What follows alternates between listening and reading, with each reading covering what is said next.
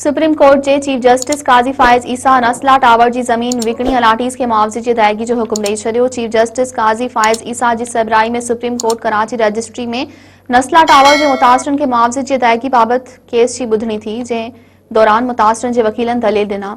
वकीलनि दलील ॾींदे चयो त नस्ला टावर जो बिल्डर फोत थी चुको आहे, अञा ताईं मुतासिरनि खे मुआवज़ो नाहे मिलियो। अदालत 44 मुतासिरनि खे मुआवज़े जी अदायगी जो हुक्म ॾिनो हो, जंहिं ते अदालत चयो त नस्ला टावर जे मुतासिरीन मिल्कियत जा दस्तावेज़ शाहिदनि सां गॾु ऑफिशियल असाइनमेंट सां राब्तो कनि।